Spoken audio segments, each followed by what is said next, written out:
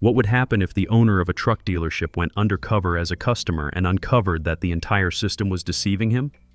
Vincent Hale sat quietly in his old Ford Fusion, the engine off, his fingers tapping a slow rhythm on the steering wheel. His eyes stared through the windshield at the showroom of Hale Motors, the very place that once stood as the proudest achievement of his life. The trucks lined up under the afternoon sun glistened like soldiers ready for inspection, arranged so precisely they looked like the picture of dealership perfection to any outsider. But to Vincent, it was nothing more than a polished shell hiding something rotten growing deep inside. For the past 6 months, customer complaint emails had been steadily piling up. At first, it was minor grumbles about post-sale service, then hidden fees, and eventually, accusations of price manipulation and forced warranty packages. What kept Vincent up at night wasn't just the growing noise, it was the gut-wrenching feeling that the very people he had once trusted were betraying the values he had spent his life building.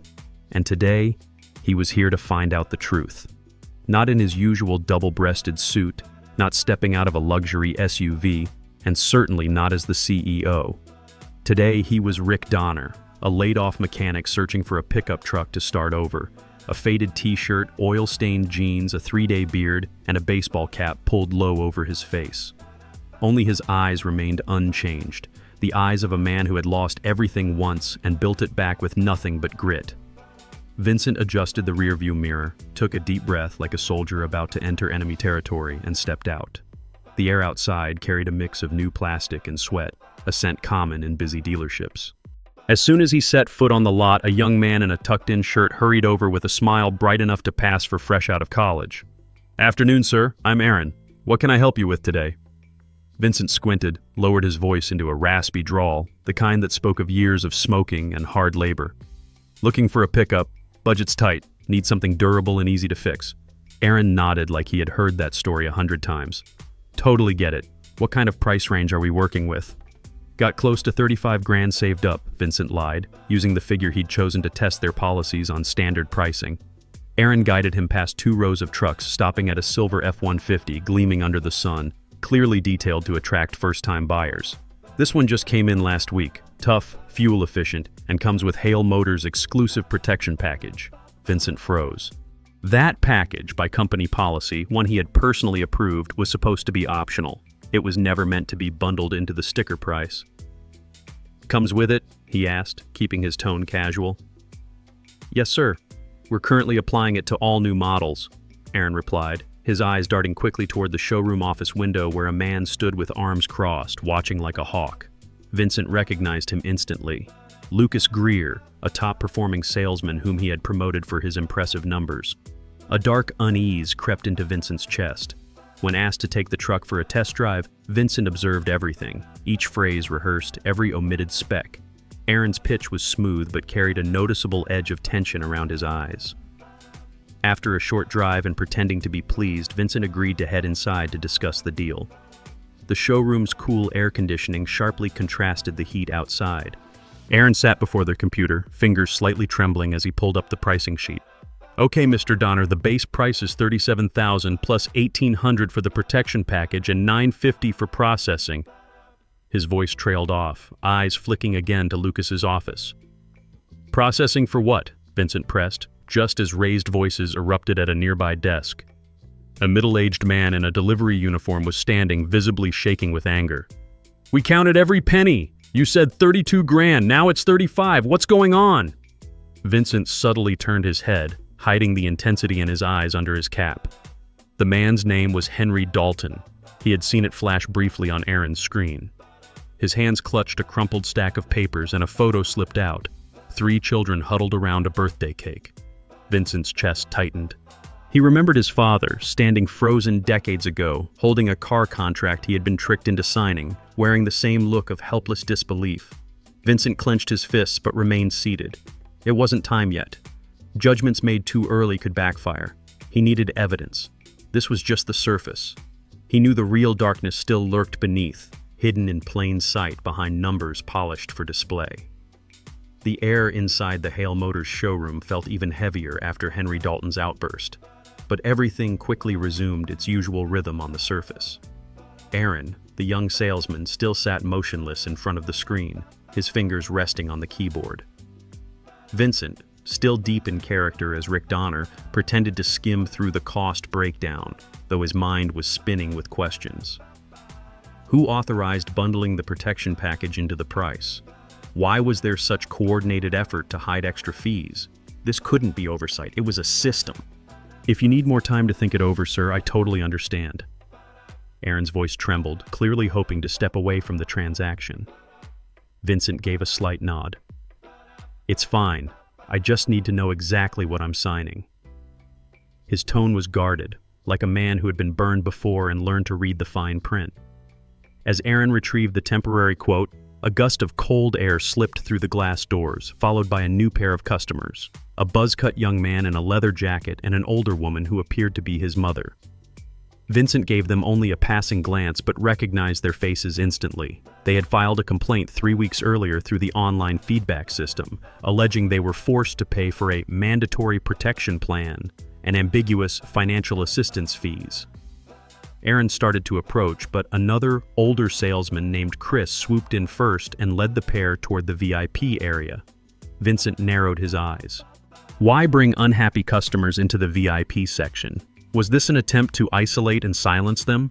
Excusing himself, Vincent made his way to the coffee nook near the manager's office, a vantage point with a clear view of the showroom.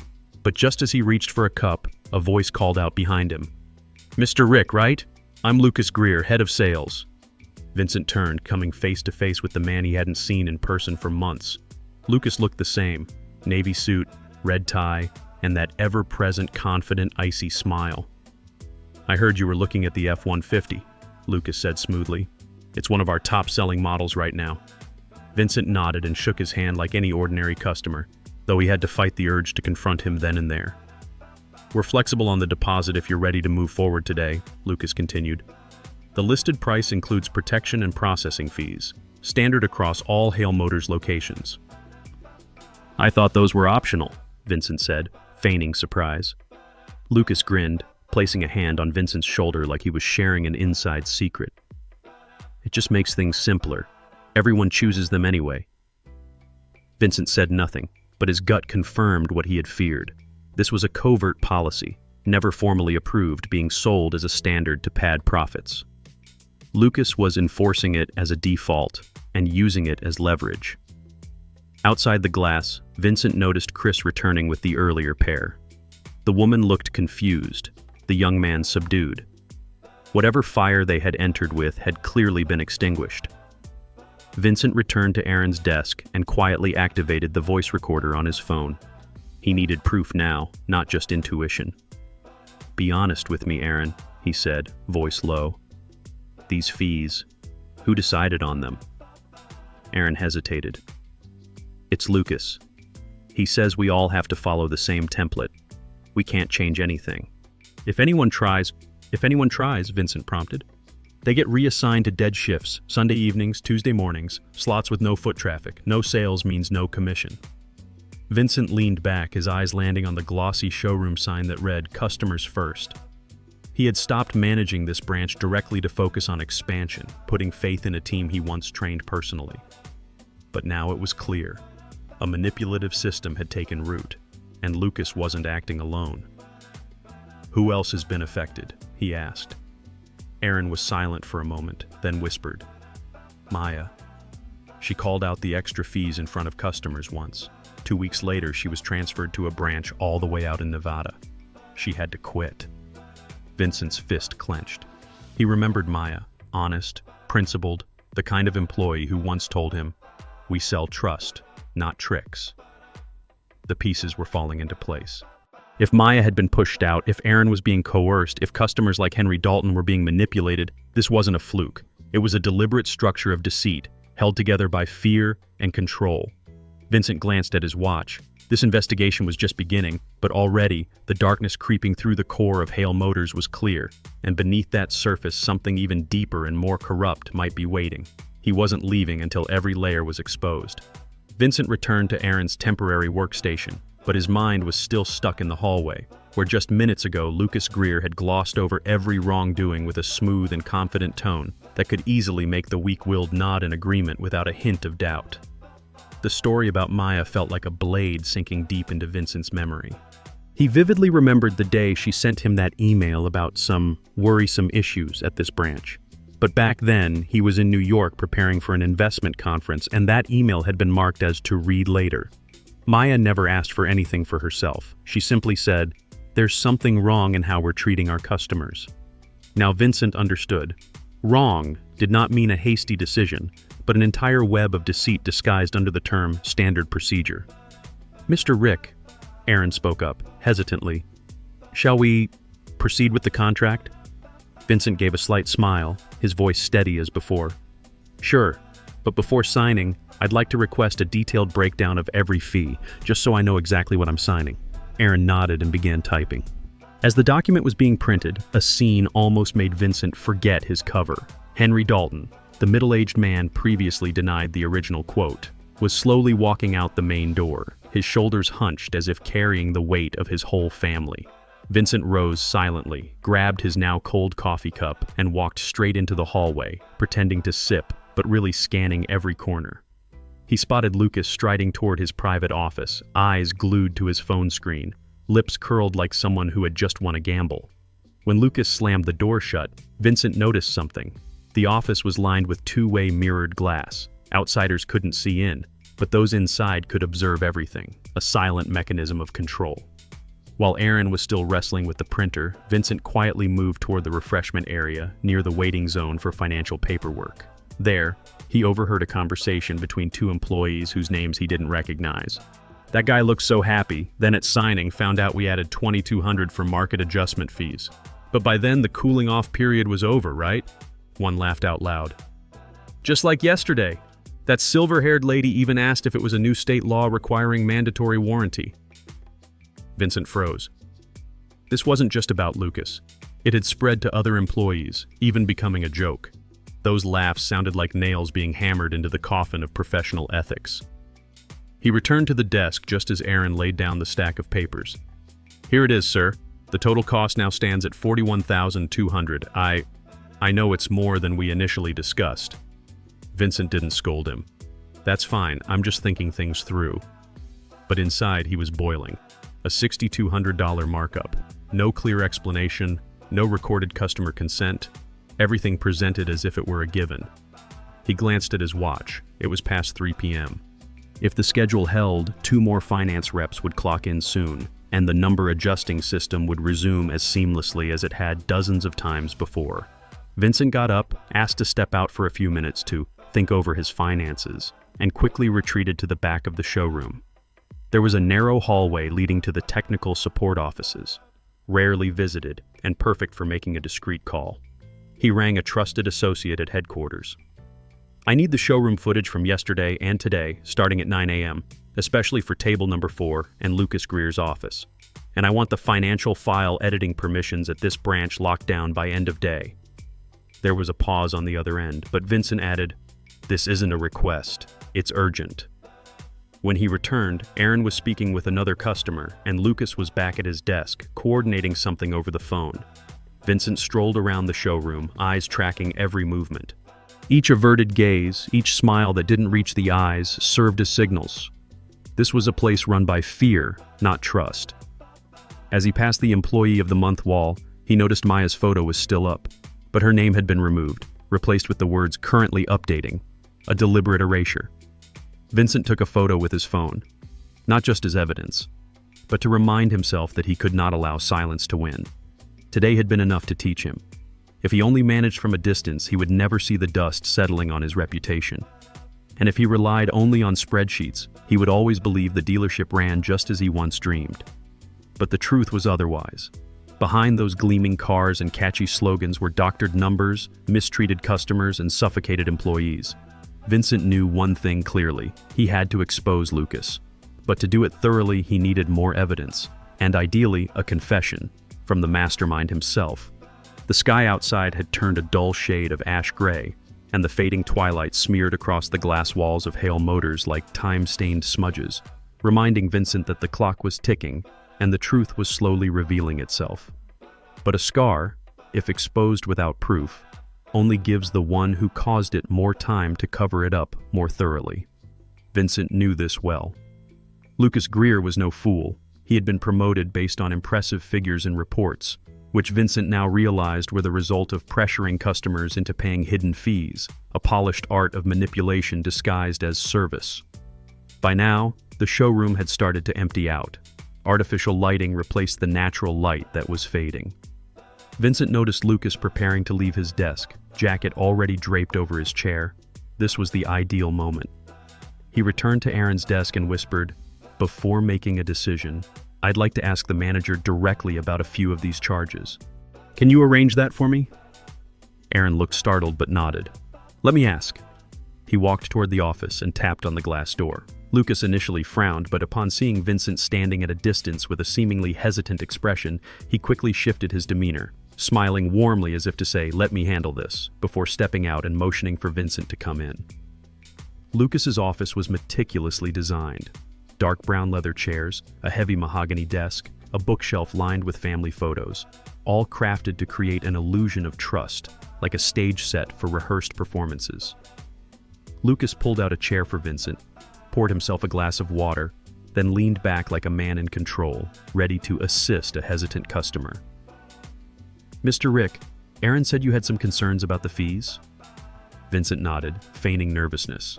"Yes, there are a few charges that surprised me. Protection plan, market adjustment, processing fees. These weren't in the initial quote, were they?" Lucas smiled gently, as if explaining to a child. "You see, this industry is complex. We're not just selling vehicles, we're selling an experience, peace of mind.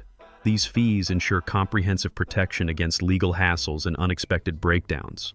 Vincent cut in. "But why wasn't I told up front? Why not let me choose?" Lucas tilted his head, his expression now sly. "Because if we let everyone choose, no one would opt in. Everyone thinks they don't need protection until the truck breaks down on a long trip."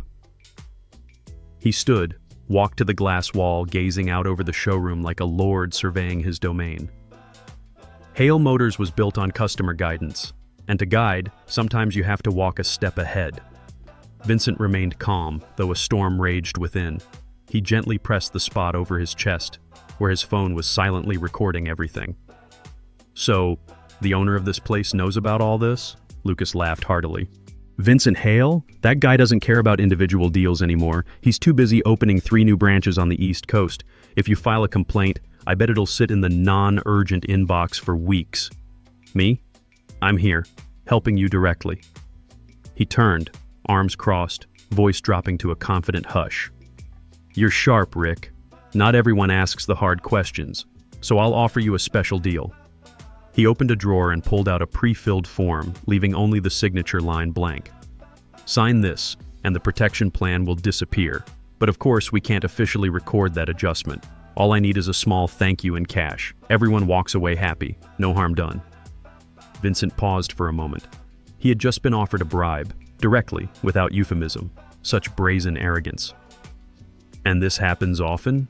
he asked quietly. Lucas scoffed. "Do you know how much I make from this system? Twice what my official salary is. And the old man, Mr. Hale, still believes everything is running smoothly. He trusts numbers. And I'm the best with numbers." Vincent leaned forward, lowering his voice. "And the staff, they all know?" Lucas nodded without hesitation. "The smart ones do. The ones who don't play along, like that girl Maya, well, they vanish. It's survival, friend. If you don't like the rules, you don't stay in the game." He laughed again. "We're running an empire, and old-timers like Vincent Hale are clinging to fantasies of ethical business. You think honesty makes you rich? Wake up." Vincent said nothing. Inside him was an icy calm. Not from surprise, but from the confirmation that everything he feared was now laid bare. This wasn't just deceit. It was an organized betrayal of everything he had spent a lifetime building. And Lucas's voice, confident and unguarded, was the perfect declaration of war that Vincent needed to prepare for the final move. He looked Lucas in the eye and smiled. a faint, composed smile, as if Rick Donner had just understood something deeper about the world, and Vincent Hale was about to bring it all to an end. The sky outside was turning a smoky gray, and the evening light cast streaks across the glass walls of Hale Motors like time stains, reminding Vincent that the clock was ticking and the truth was inching its way to the surface. But a scar, if exposed without proof, only gives the one who caused it time to cover their tracks more carefully. Vincent knew this well. Lucas Greer was no fool. He had been promoted based on impressive sales reports, which Vincent now realized were the result of systematically forcing customers to pay hidden fees, a well-disguised art of manipulation dressed up as customer service. By now, the showroom was starting to empty. The overhead lights had been turned up to compensate for the fading daylight. Vincent noticed Lucas preparing to leave, his coat already draped over the back of his chair. This was the perfect time. He returned to Aaron's desk and spoke quietly. "Before I decide, I'd like to ask the manager about some of these fees. Can you set that up?" Aaron hesitated for a moment, then nodded. "I'll ask." He walked to the office, knocked on the glass door. Lucas frowned at first, but when he saw Vincent standing off to the side with a hesitant expression, he immediately changed demeanor, offering a reassuring smile and motioning him in with a welcoming gesture. Lucas's office was meticulously designed. Deep brown leather chairs, a heavy mahogany desk, family photos on the shelves, everything meant to create a false sense of trust, like a stage crafted for performances rehearsed 100 times. Lucas pulled out a chair for Vincent, poured himself a glass of water, and leaned back like a man confident in his power, ready to help a hesitant customer. "Rick, Aaron said you had some questions about the costs." Vincent nodded, purposefully showing a hint of unease. "Yes, some of the charges caught me off guard. Protection package, market adjustment fees, documentation costs. None of those were mentioned in the initial price." Lucas smiled gently, as if explaining to a child. "You see, this business is complex. We don't just sell trucks, we sell peace of mind. These add-ons protect our customers from legal issues, unexpected repairs." Vincent interrupted. "But why weren't they disclosed up front? Why didn't I get to choose?" Lucas tilted his head, his expression turning sly. "Because if we let everyone choose, no one would pick them. Everyone thinks they don't need protection, until their truck breaks down out in the middle of nowhere." He stood, walked over to the window, looking out like a lord surveying his domain. Hale Motors is built on the principle of customer guidance. And sometimes, to guide someone, you have to be one step ahead. Vincent remained calm, but fury simmered beneath the surface. He lightly pressed the inside of his jacket, where his phone was recording everything. "So, does the owner of this place know about all this?" Lucas laughed. "Vincent Hale? That guy doesn't care about individual deals anymore. He's off launching 3 new branches in the East. If you write a complaint, it'll sit in a non-urgent inbox for weeks. Me? I'm the one actually helping you." He turned, arms crossed, voice lowering. "You're smart, Rick. Not everyone has the guts to ask, so I'm offering you a courtesy." He opened a drawer and pulled out a pre-filled contract, leaving only the signature line blank. "Sign this, and the protection package will disappear, but obviously we can't document the change. Just a small thank you in cash, off the record. Everyone's happy. No one loses." Vincent paused. Lucas had just offered a bribe, blatantly and without shame. "And this happens often?" he asked quietly. Lucas chuckled. "You have any idea how much I make off this process? Twice the salary of an official manager. And the old man, Hale, still thinks everything's running smoothly. He believes in people who are good with numbers. I'm the best." Vincent leaned forward, voice low and steady. "And the staff? They all know?" Lucas nodded without hesitation. "The smart ones do. Anyone who doesn't play along, like that Maya girl, well, they disappear. It's survival, my friend. If you don't like the rules, you don't get to stay." He laughed again. "We're running an empire here, and old men like Vincent Hale are clinging to dreams of honest business. You think honesty makes you rich? Wake up." Vincent said nothing. Inside him was a cold stillness. Not because he was surprised, but because everything he had feared was now confirmed beyond doubt. This wasn't just deceit. This was a betrayal, calculated, systemic, and aimed squarely at everything he had spent a lifetime building. And the voice of Lucas, arrogant and unguarded, was now the perfect confession Vincent needed to bring it all down. He looked Lucas in the eye and smiled, a calm, faint smile, as if Rick Donner had just learned something new about the world. And Vincent Hale was about to end it. 2 days after that fateful meeting, the Hale Motors showroom still looked the same on the outside. The trucks were neatly lined up, the neon signs still glowed each night, and customers came and went as if nothing had ever broken down. But for those inside, for those who witnessed the moment Vincent Hale tore away the false mask of the system, they knew this dealership would never be the same again. Something invisible but essential had changed: the atmosphere. Gone were the stiff, cautious exchanges between staff, the averted eyes, and the nervous laughter masking fear of being assigned bad shifts. In their place were ease, hope, and above all, a sense of doing the right thing. Vincent didn't return to his corporate office. He moved his desk right onto the showroom floor, next to the coffee counter, without glass walls, without a personal assistant, without private security. If I can't see the look in a customer's eyes when they sign a contract, I have no business running this place anymore, he explained when staff suggested he find a quieter space. And from that modest desk, Vincent began a sweeping cleanse. A special task force was formed with 3 members: Erin, a female accountant who had once been forced to obscure warranty receipts, and a former customer service rep. They were called the Transparency Team, granted full access to all contracts signed over the past 6 months, with authority to reach independent conclusions. No one was allowed to interfere. Vincent also sent personal letters to every customer who had purchased a vehicle during Lucas's tenure, inviting them to come in and review their contracts. A small conference area was set up right in the showroom, complete with free coffee, a welcoming desk, and a sign that read, "You have the right to an explanation." Many walked in with skeptical eyes, but after seeing each hidden fee spelled out and receiving reimbursement openly, they could not hide their emotions. A middle-aged woman broke down in tears when handed nearly $2,000. "I thought I was just stupid. Turns out I was tricked," she whispered. Vincent, standing nearby, clenched his fists. 1 week later, Tom, an employee who had seen it all but never dared to speak up, approached Vincent with a file. "I kept copies of every contract Lucas forced us to alter. Emails, too." Vincent flipped through the documents and then looked up at Tom with quiet respect. "You didn't report it, but you didn't enable it either. And you had the courage to return." He extended his hand. "Would you like to lead our customer protection division?" Tom hesitated, then nodded. "I just don't want anyone to feel as small as I once did." But the most moving moment came when Vincent saw Maya again. She entered the showroom unannounced, simply standing at a distance.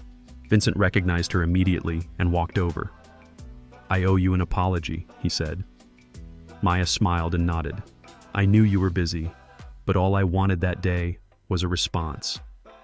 Vincent handed her a proposal, not to return to her old role, but to lead the ethics training program across the company.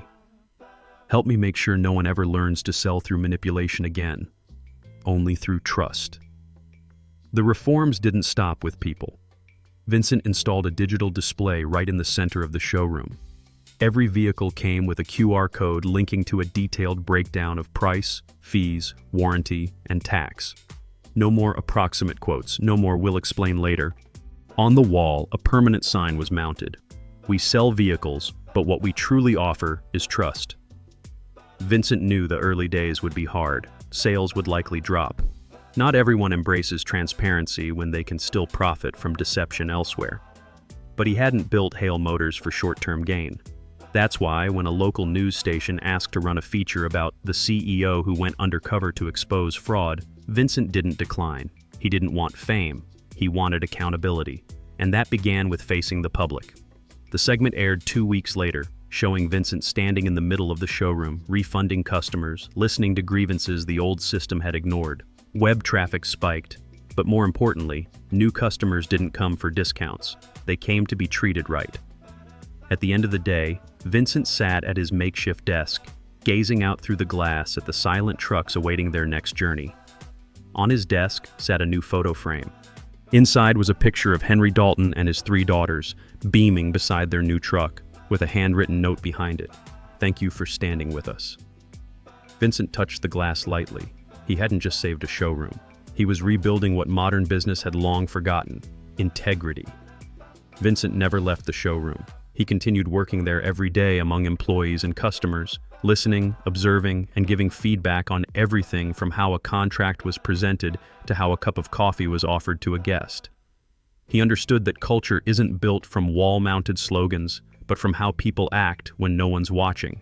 And to change it, he had to be the first to set the example, over and over again. Hale Motors now hosts a special event every month, Community Dialogue Day. Former customers, both satisfied and not, are invited to give direct feedback. Whether the comments are as minor as the background music in the waiting area not being soothing enough, or as major as unclear insurance consultation procedures, every piece of feedback is recorded and published openly. Trust does not come from hiding mistakes, but from daring to face them. One morning in April, Vincent was flipping through contract audit files when a familiar figure appeared at his desk. Mark Henderson, the man who had nearly lost hope after being forced to pay an extra $3,000. He now stood tall in a neat suit, his face calm and his eyes glowing with something only those who've survived despair can possess: gratitude for a second chance. "I just stopped by to say thank you," he said. "That truck helped me keep my job, take my daughter to her first college orientation, and now I want to help people like the man I used to be." Vincent straightened. "What do you mean?" Mark placed a simple envelope on the desk. Inside was a check, not a huge amount, but accompanied by a proposal. The Emily Henderson Scholarship Program, named after his daughter, would support first-generation college students, especially children of Hale Motors customers. Vincent was speechless, but inside something warm stirred like sunlight after a long storm. This was no longer just about a dealership. It was a chain reaction of kindness, something that, once set in motion, can spread further than anyone expects. Hale Motors is now a place other dealerships come to learn from. Many former competitors have requested to replicate the transparency system that Vincent and the transparency team developed. But what makes Vincent most proud isn't the rankings or sales figures, it's the look in customers' eyes. Families now walk into the showroom without guarded expressions. They smile, they ask questions, they sign contracts without needing someone to help interpret vague clauses. They drive off not just with a new truck, but with trust intact. On a Sunday afternoon, Vincent stood at the back lot with Aaron, Maya, and Tom. They had just wrapped up a community fair where hundreds of families gathered to eat, listen to live music, and let their kids play in a giant inflatable playground set up in the middle of the showroom. Children laughed, adults chatted, no one was asked to buy a car, there were no sales tables, just a day when the business opened its doors for one simple reason: gratitude. Vincent looked up at the large Hale Motors sign, where the old slogan had just been replaced a week ago. It now read, "Vehicles are the means, trust is the journey." It wasn't just a promise to customers, it was a reminder to himself, the man who once let his guard down and allowed efficiency dressed as excellence to infiltrate his home. He stepped back into his office where now only one picture hung on the wall, a black and white photo of his father, who ran a small-town dealership, standing in front of their family's first pickup truck, holding a handwritten warranty form. Below it was a small brass plaque that read, "Trust doesn't come from advertising. It comes from what remains after the contract ends." Vincent smiled. Not all paths are smooth, but sometimes the most meaningful thing a leader can do is take off the name badge, step onto the floor, and listen to what the wheels are squealing about. Not to control, but to understand, and to fix things if needed. Because sometimes the only way to save a dream is to walk back into it like a stranger, just to remember why you started. In the world of business, it is not profit, but trust that remains the most valuable asset. The story of Vincent Hale reminds us that sometimes, in order to save an organization, a leader must have the courage to step down, listen, and make things right from the ground up. If you believe that transparency and integrity still have a place in modern business, give this video a like, subscribe to the channel so you won't miss other inspiring stories like this, and leave a comment with the phrase "Choose Trust" to help spread these meaningful values.